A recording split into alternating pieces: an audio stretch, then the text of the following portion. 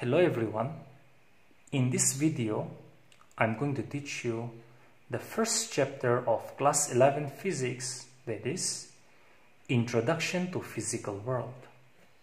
Here, I have written down an ancient text of the 15th century. And these are Greek letters. This text means physics, which also means nature. Now, what is physics?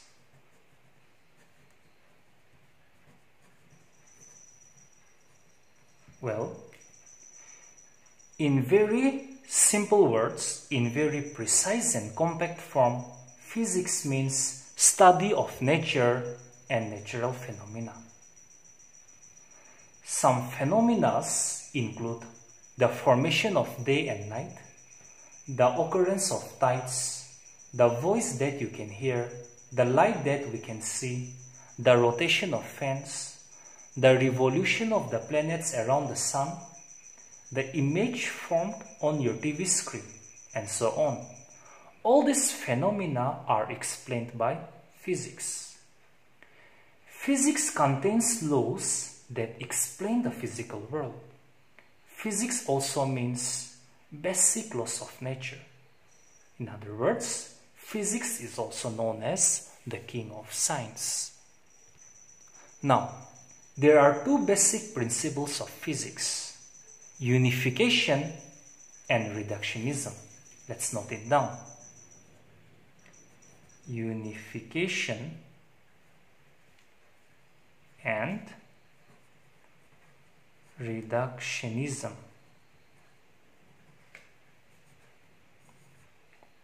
Let's talk about unification.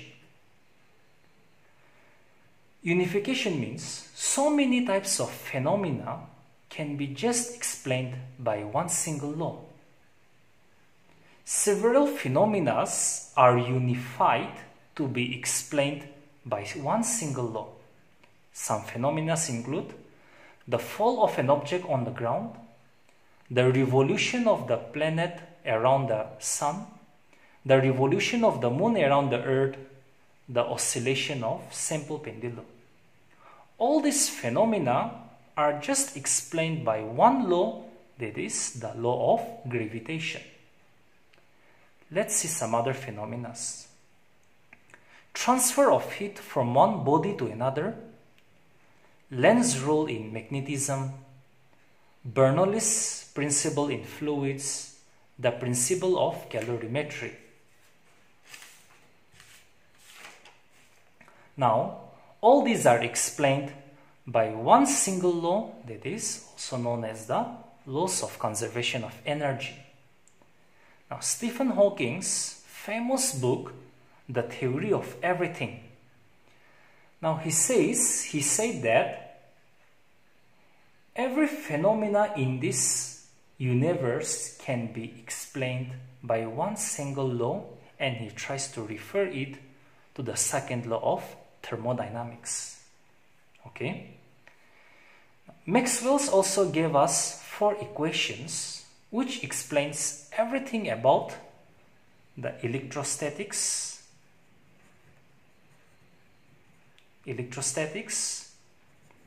the electrodynamics,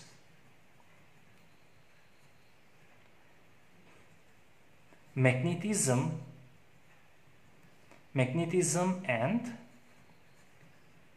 electromagnetic induction, and the last one, electromagnetic waves. Now, these are 4 very vast topics in physics, and all this can be just explained by Maxwell's 4 equations. All this consists to unification. All this leads to unification, and this goes on till the human race exists in this universe. Now, let's talk about reductionism. Suppose we have a major problem to solve, then we split up this major problem into smaller parts and we solve each of these small parts. This means reductionism. For instance, think of a question. A bullet hitting a block. The block then travels and hits a pendulum and the pendulum starts oscillating. Then find the maximum distance attained by the pendulum. Now, it is very difficult to solve this problem at a time. So, we split it up. First of all, the bullet travels with some momentum and strikes the brick, after which its momentum becomes zero. Now there is a collision in between the two objects, that is the bullet and the brick, inelastic collision. The brick now gains some momentum and strikes the pendulum, in which transfer of energy takes place. Due to this transfer of energy, the pendulum starts oscillating. Now the pendulum at rest has potential energy, then acquires kinetic energy, and then potential energy again. So this kind of problem, where we can split up a large problem into smaller parts, is called reductionism. In other words, reductionism is breaking up a complex problem into smaller parts and then solving small parts. Okay, the next one, let's see what is the scope of physics. Scope of physics. Now, what is the scope of physics?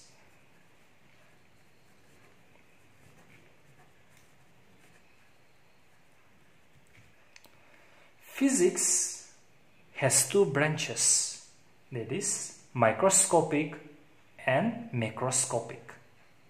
Let's note it down. Macroscopic and microscopic. Now, macroscopic means study of large things.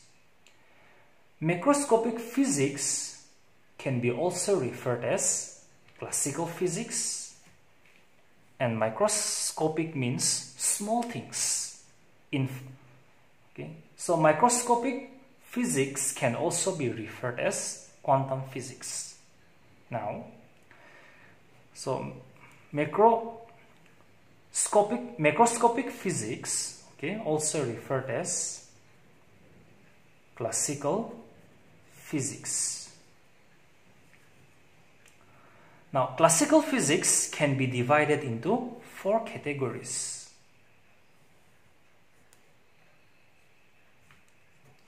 Mechanics,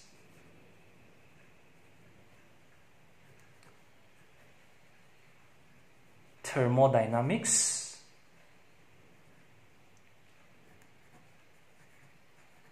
electromagnetism,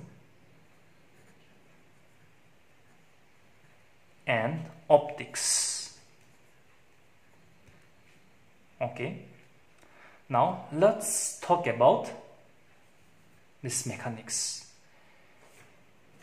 Mechanics involves so many things like the kinematics, the laws of motion, the work and the energy, rotation of a particle, properties of fluids, the simple harmonic motion, elasticity, and so on.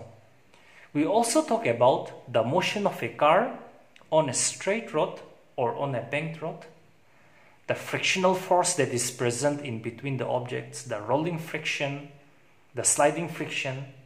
We talk about the launching of rockets to the space, rocket propulsion. We talk about the bending of rods. We talk about the rotation of the wheels. We talk about the propagation of sound waves, and we talk about flotation. In thermodynamics, we study about the various laws of thermodynamics, the zeroth law of thermodynamics, the first law of thermodynamics, the second law of thermodynamics, the third law of thermodynamics. We also study about the heat, the temperature. We also talk about or study about the heat engine. We study about the principles of refrigerator. We also talk about the spontaneous and the non-spontaneous processes.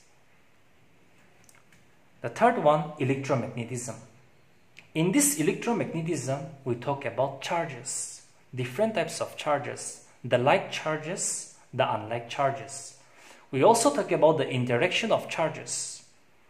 We know that the like charges, they repel each other, and the unlike charges, they attract each other. We also talk about the electric field, the magnetic field, the electric current, the AC current, the DC current, the generator. We talk about the magnets, the magnetic fields. We also talk about the electromagnetic waves. The fourth one, optics. In optics, we talk about the light. We talk about the dual nature of light. We know that light behaves like waves as well as like particles. We talk about the mirrors, the formation of images on the mirrors, the reflection on the mirrors. We talk about the lens, the refraction through the lens, the formation of an image through the lens. We talk about the telescope. We study about the microscope.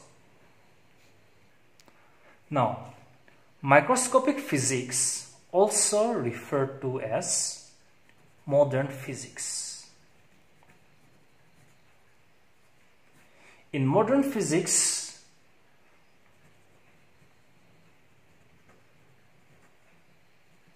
we talk about the atoms and nuclei. We talk about the X-rays. We talk about the semiconductors. All this we'll be studying in class 12, so we will go in more detail, okay, next year. Now the next is, let's see how is physics related to technology and society. How is physics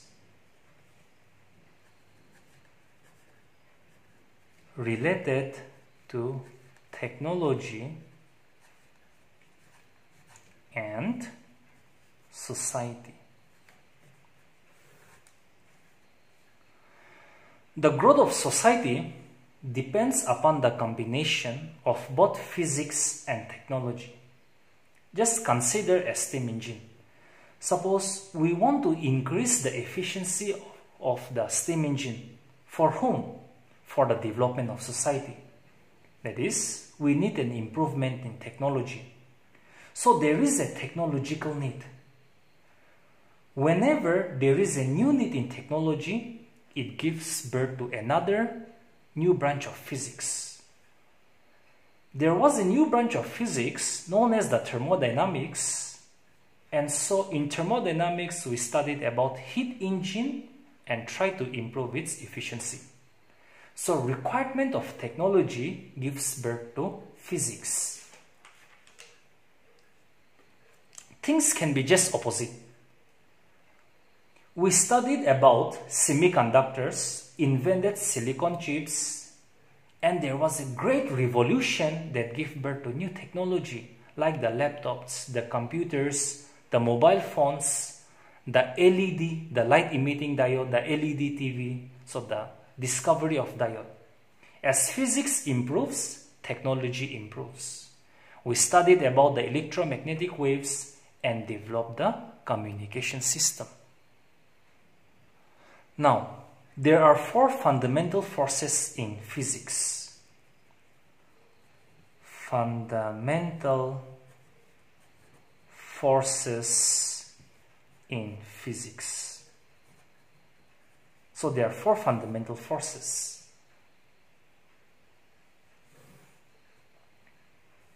The first force is the gravitational force. The second one, electromagnetic force.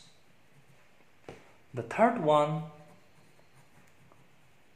strong nuclear force. And the last one, weak nuclear force. Now let's see the first one, gravitational force.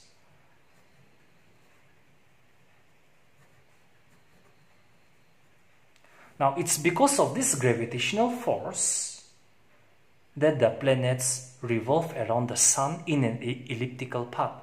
It's because of this gravitational force that the moon revolves around the earth. Now this gravitational force, they are the weakest force in nature.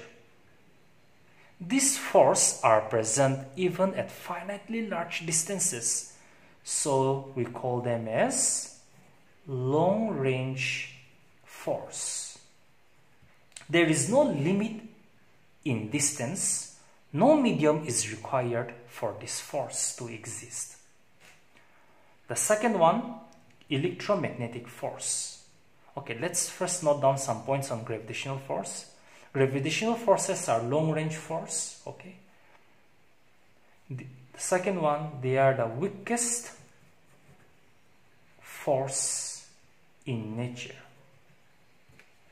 Third one, no limit in distance. Next one, no medium is required. It is this gravitational force that also binds us to the earth, that all the objects are bound to the earth. The second one is electromagnetic force.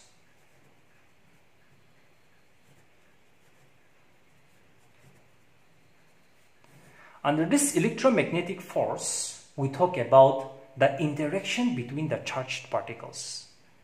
We have also seen that the like charges, they repel each other. The unlike charges, they oppose each other. So, interaction between charged particles. I'll repeat. We have seen that the like charges, they repel each other, and the unlike charges, they attract each other. These forces, they may not be the strongest, but they are one of the strongest force in nature. They are also long-range forces. Okay. The force weakens as the distance increases. The force gets stronger as the distance decreases. In this force, there is no medium is required. The third one is strong nuclear forces. Strong nuclear force are the strongest force in nature. So, strongest force in nature. Now, these forces are present in between the protons and in between the protons and the nucleons. We know that in an atom consists of nucleus. Inside this nucleus, there are protons which are positively charged, and there are neutrons which contains no charge. So the protons and the neutrons, they are also known as the nucleons. So there is a strong nuclear force that is present in between the protons and the neutrons. It is present in between the neutrons, it is also present in between the protons, it is also present in between the protons and the neutrons. It is this force that binds the nucleons together in the nucleus. They are short-range forces. So the distance between two protons or two neutrons, or the proton and a neutron, is of 10 to the power minus 15 meter.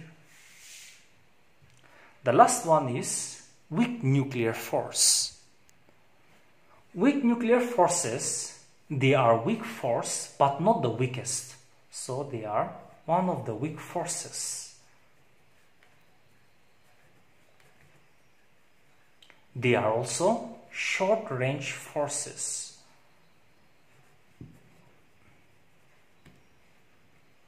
Now these forces are present in radioactive emissions, in between the radioactive particles.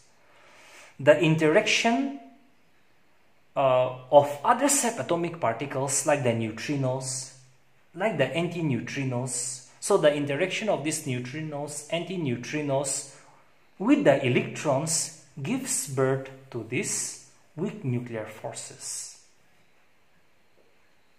Now, as we compare these four fundamental forces, the strongest fundamental force is the strong nuclear force. Okay, followed by electromagnetic force, followed by weak nuclear force, followed by gravitational force. This electromagnetic force is 100 times less than the strong nuclear force. Weak nuclear force are 10 to the power 13 times weaker than the strong nuclear force, and the gravitational force are 10 to the power 38 times smaller than the strong nuclear force. So this is all about the introduction to physics, okay, in your first chapter. So if you have any doubts, any clarifications, any queries, you please comment. And in the next video, we will try to learn some basic mathematical tools that is related to physics. Thank you.